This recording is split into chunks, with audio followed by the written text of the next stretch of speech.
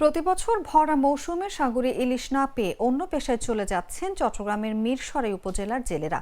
মিরসরাইয়ের Shaherkhali point দেশের 5টি প্রজনন ক্ষেত্রের একটি হলেও এই পয়েন্ট ঘিরে জাতীয় অর্থনৈতিক অঞ্চল গড়ে ওঠায় মাছের বিচরণ ক্ষেত্র পরিবর্তন করেছে। এ কারণে আগের মতো ইলিশ পাওয়া যাচ্ছে না বলে মত সংশ্লিষ্টদের। মিরসরাই উপজেলা মৎস্য অধিদপ্তর সূত্রে জানা গেছে, মিরসরাইয়ে 29টি জেলে পাড়ার নিবন্ধিত জেলে রয়েছে 2557 জন। পরিবার রয়েছে প্রায় 5000। ধারণা করা হচ্ছে চলতি বছর 44 মেট্রিক টন ইলিশ আহরণ হলে মোট আহরিত ইলিশের পরিমাণ হবে 100 টন। ফলে বিগত 5 বছরে ইলিশ আহরণের পরিমাণ কমেছে 227 মেট্রিক টন। মৎস্য কর্মকর্তারা বলছেন, এবছর জেলেদের জালে আশানুরূপ ইলিশ ধরা পড়েনি। ইলিশের আহরণ কমে যাওয়ার বিষয়ে মৎস্য বিভাগ চিন্তিত।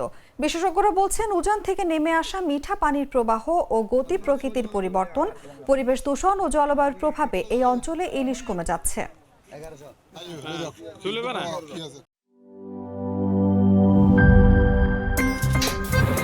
আমার একটা স্মার্ট সিদ্ধান্তে 25% গ্যাসের খরচ কমেছে। ভাবছেন কিভাবে? সাধারণ গ্যাস স্টোভ বদলে আমি এনেছি আরএফএল গ্যাস স্টোভ। এর সাইন্টিফিক নজেল ও ব্রাস বার্নার ক্যাপ সমানভাবে তাপ ছড়িয়ে রান্না করে দ্রুত। তাই গ্যাসও বাঁচায় 25%, টাকাও বাঁচে 25%। আরএফএল গ্যাস স্টোভ নিরাপদ ও গ্যাস সাশ্রয়ী।